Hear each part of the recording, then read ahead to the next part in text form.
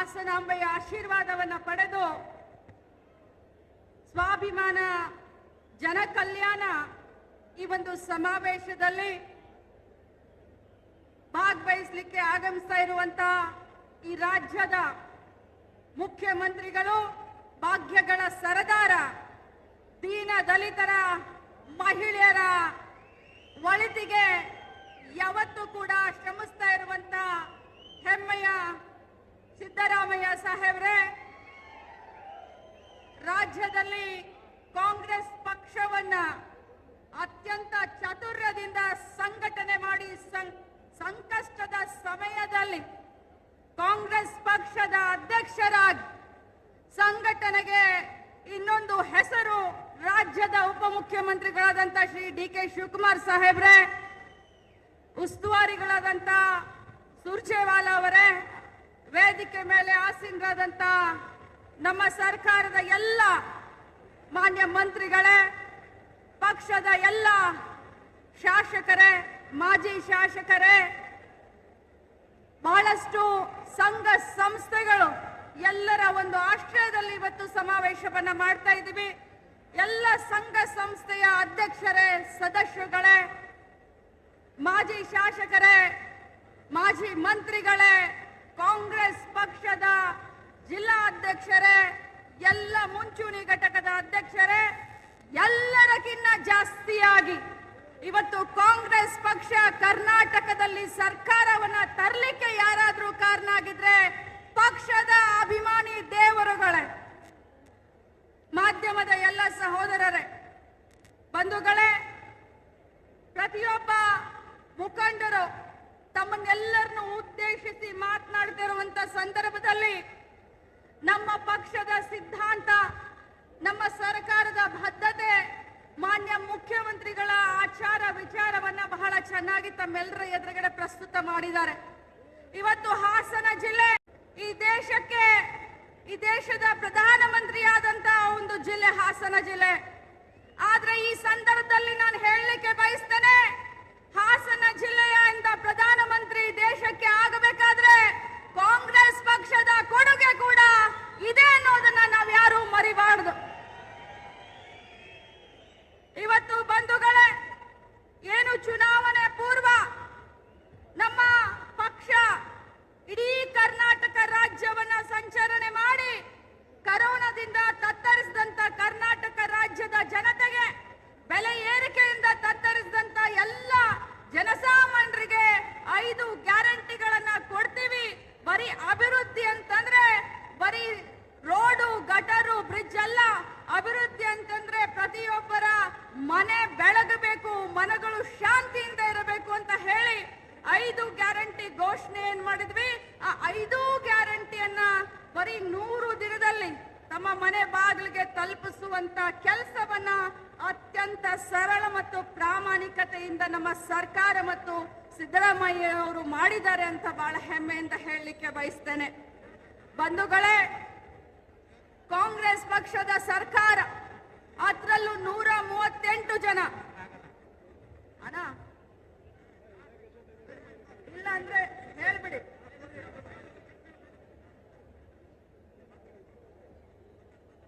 ಇಲ್ಲಂದ್ರೆ ಇಲ್ಲೇ ಪಕ್ಕದಲ್ಲಿ ಬಂದು ಮಾತಾಡ್ಬನ್ನಿ.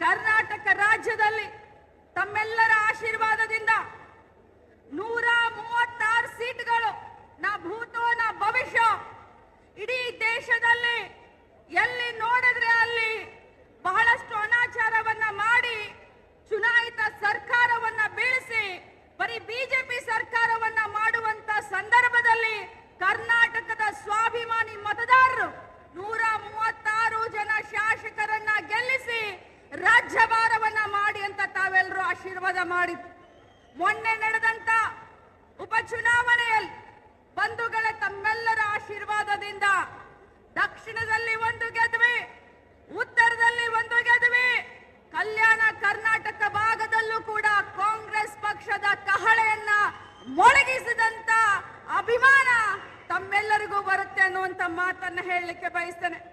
ಪದೇ ಪದೇ ನಮ್ಮ ಸರ್ಕಾರದ ಮೇಲೆ, ಸರ್ಕಾರದ ಮಂತ್ರಿಗಳ ಮೇಲೆ ಹಾಗೂ ಮುಖ್ಯಮಂತ್ರಿಗಳ ಮೇಲೆ ಯಾವತ್ತೂ ಕೂಡ 40 ವರ್ಷ ರಾಜಕೀಯ ಇತಿಹಾಸದಲ್ಲಿ ಮಾನ್ಯ ಮುಖ್ಯಮಂತ್ರಿಗಳ ಮೇಲೆ ಕಪ್ಪು ಚುಕ್ಕೆ ಇಲ್ಲ ಅನ್ನೋದಕ್ಕೆ ಈ ಒಂದು ಮೂಡ ಹಗರವನ್ನ ಅವರ ಮುಖಕ್ಕೆ ಬಳಿಲಿಕ್ಕೆ ಹೋಗ್ತಾ ಇದ್ದಾರೆ.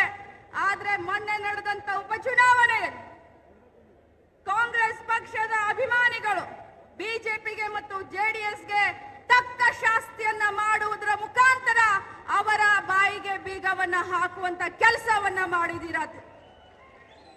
ಇವತ್ತು ನಮ್ಮ ಪಕ್ಷದ ಬಗ್ಗೆ ಮಾತನಾಡುವಂತ ನೈತಿಕತೆ ಬಿಜೆಪಿಗರಿಗೂ ಇಲ್ಲ, ಜೆಡಿಎಸ್ಗೂ ಇಲ್ಲ. ಯಾಕಂತಂದ್ರೆ ಹಾದಿ ಬೀದಿಯಲ್ಲಿ ಜಗಳವನ್ನ ಮಾಡಿಕೊಂಡು 2,500 ಕೋಟಿಗೆ ಸಿಎಂ ಕುರ್ಚಿ ಇದೆ, 1,000 ಕೋಟಿಗೆ ಮಂತ್ರಿ ಆಗಬಹುದು ಅಂತ ಹೇಳಿ ಬಿಜೆಪಿಯ ಪ್ರಮುಖ ನಾಯಕರು ಇವತ್ತು ಅವರ ನಾಯಕರ ಮೇಲೆ ಗೂಬೆಯನ್ನ ಕೂರಿಸುವಂತ ಸಂದರ್ಭದಲ್ಲಿ ಇನ್ನು ಪಾಪ ಜೆಡಿಎಸ್ ನವರ ಕತೆ ನಾನೇನು ಮಾತನಾಡ್ಲಿಕ್ಕೆ ಹೋಗೋದಿಲ್ಲ. ಒಬ್ಬ ಮಹಿಳಾ ಮಕ್ಕಳ ಕಲ್ಯಾಣ ಇಲಾಖೆಯ ಸಚಿವೆಯಾಗಿ ನಾನು ಇಷ್ಟೇ ಹೇಳಲಿಕ್ಕೆ ಬಯಸ್ತೇನೆ, ಯಾವ ಹೆಣ್ಣು ಮಕ್ಕಳಿಗೂ ಕೂಡ ಅನ್ಯಾಯ ಮಾಡಬಾರ್ದು, ಯಾವ ಹೆಣ್ಣು ಮಕ್ಕಳ ತಂಟೆಗೆ ಹೋಗ್ಕೂಡ್ದು. ದ್ರೌಪದಿಯ ತಂಟೆಗೆ ಹೋಗಿ ದುಶ್ಯಾಸನ ದುರ್ಯೋಧನನ ಕಥೆ ಏನಾಯ್ತು ಅದು ಇತಿಹಾಸ. ಆ ಇತಿಹಾಸವನ್ನ ನಾವು ಮರಿಬಾರ್ದು. ಮಹಿಳೆ ಯಾವತ್ತಿದ್ರೂ ಕೂಡ ತ್ಯಾಗಮಯಿ. ಅದೆಷ್ಟು ಮಹಿಳೆಯರಿಗೆ ಅನ್ಯಾಯ ಆಗಿದೆ ಅನ್ನೋದನ್ನ ನಾನು ಈ ವೇದಿಕೆ ಮೂಲಕ ಹೇಳಲಿಕ್ಕೆ ಹೋಗೋದಿಲ್ಲ. ಆದ್ರೆ ಒಬ್ಬ ಮಹಿಳೆಯಾಗಿ, ಮಹಿಳಾ ಮತ್ತು ಮಕ್ಕಳ ಕಲ್ಯಾಣ ಇಲಾಖೆಯ ಸಚಿವೆಯಾಗಿ ನನ್ನ ರಕ್ತ ಕುದಿಯುತ್ತದೆ. ಬಂಧುಗಳೇ, ಇವತ್ತು ಮಹಿಳೆಯನ್ನ ನಾವು ದೇವತೆ ಅಂತ ಹೇಳ್ತೀವಿ, ಮಹಿಳೆಯನ್ನ ನಾವು ಪೂಜಿಸ್ತೀವಿ. ಆದ್ರೆ ಏನ್ ಮಾಡೋದು, ಜೆಡಿಎಸ್ ತನ್ನ ಚಿಹ್ನೆಯನ್ನು ಕೂಡ ಮಹಿಳೆಗೆ ಕೊಟ್ಟು ತಲೆ ಮೇಲೆ ಭಾರವನ್ನ ಇಟ್ಟಿದೆ, ಹೊರೆಯನ್ನ ಏರಿಸಿದೆ. ಆದ್ರೆ ಕಾಂಗ್ರೆಸ್ ಹಾಗಲ್ಲ, ಮಹಿಳೆಯ ಹೊರೆಯನ್ನ ಇಳಿಸಿ ಪ್ರಾಮಾಣಿಕವಾಗಿ ಮಹಿಳೆಗೆ ಆರ್ಥಿಕ ಸಬಲೀಕರಣ ಮಾಡಬೇಕು ಅಂತ ಇವತ್ತು 5 ಗ್ಯಾರಂಟಿಯನ್ನ ಕೊಟ್ಟಿದ್ದೇವೆ. ಬಹಳ ಅದ್ದೂರಿಯಿಂದ ಆಯೋಜಕರು, ಹಿಂದುಳಿದ ವರ್ಗದ ಎಲ್ಲ ನಮ್ಮ ಸಂಘ ಸಂಸ್ಥೆಗಳು, ಜಿಲ್ಲಾ ಉಸ್ತುವಾರಿ ಸಚಿವರಾದಂತ ಕೆ.ಎನ್. ರಾಜಣ್ಣ ಅವರು, ಎಂಪಿಗಳಾದಂತ ಶ್ರೇಯಸ್ ಅವರು, ಈ ಭಾಗದ ಎಲ್ಲ ಹಿರಿಯ ಶಾಸಕರು ಈ ಕಾರ್ಯಕ್ರಮವನ್ನ ಬಹಳ ಚೆನ್ನಾಗಿ ಕೆಪಿಸಿಸಿಯ ಸಂಯುಕ್ತ ಆಶ್ರಯದಲ್ಲಿ ಕೆಪಿಸಿಸಿಯ ಕಾರ್ಯಾಧ್ಯಕ್ಷರುಗಳು, ಪದಾಧಿಕಾರಿಗಳು, ಅಧ್ಯಕ್ಷರ ಎಲ್ಲರೂ ಒಂದು ಮೇಲ್ವಿಚಾರಣೆ ಮೇರೆಗೆ ಬಹಳ ಒಳ್ಳೆ ಕಾರ್ಯಕ್ರಮವನ್ನು ಆಯೋಜನೆ ಮಾಡಿದ್ದೀರಾ. ತಮ್ಮೆಲ್ಲರಿಗೂ ಅಭಿನಂದಿಸ್ತೀನಿ. ತಮ್ಮ ಆಶೀರ್ವಾದ, ಮಾರ್ಗದರ್ಶನ ನಮಗೆ ಯಾವತ್ತಿದ್ರೂ ಇರಲಿ. ಸಿದ್ದರಾಮಯ್ಯನವರ ಸರ್ಕಾರ ಗಟ್ಟಿಯಾಗಿ 5 ವರ್ಷ ರಾಜವಾರ ಮಾಡುತ್ತೆ, ನಿಮ್ಮ ಸೇವೆಯನ್ನ ಮಾಡುತ್ತೆ. ಜೈ ಹಿಂದ್, ಜೈ ಕಾಂಗ್ರೆಸ್. ನೋಡ್ರಿ, ರಕ್ಷಣಾ ಇಲಾಖೆಯರು ಆ ಗೇಟ್ ಓಪನ್ ಮಾಡ್ರಿ, ಆ ಗೇಟ್ ಅಲ್ಲಿ ಜನ ಬಿಡ್ರಿ. ಹೇಳ್ತಾ ಇದೀನಿ ಆಗ್ಲಿಂದ, ಅಲ್ಲಿ ಆ ಕಡೆ ಮಕ್ ಬಿಡ್ರಿ ಜನನ ಅಂತ. ಎಡಭಾಗ, ಸ್ಟೇಜ್ನ ಎಡಭಾಗಕ್ಕೆ ರಕ್ಷಣಾ ಇಲಾಖೆಯವರು ಜಲ್ದಿ ಹೋಗಿ ಬಿಡ್ಬೇಕು. ಸರಿಯಾಗಿ ಅಣ್ಣ, ಅದೇ ಎಡಭಾಗಕ್ಕೆ, ಆ ಭಾಗಕ್ಕೆ ಅಲ್ಲಿ ನೋಡಿ, ಅಲ್ಲಿ ಕುರ್ಚಿ ಇದಾವೆ, ಆ ಭಾಗಕ್ಕೆ ಬಿಡಿ. ರಕ್ಷಣಾ ಇಲಾಖೆ ಮುಖ್ಯಸ್ಥರು ಜಲ್ದಿ ಬಂದು ಆ ಭಾಗಕ್ಕೆ ಬಿಡಿ.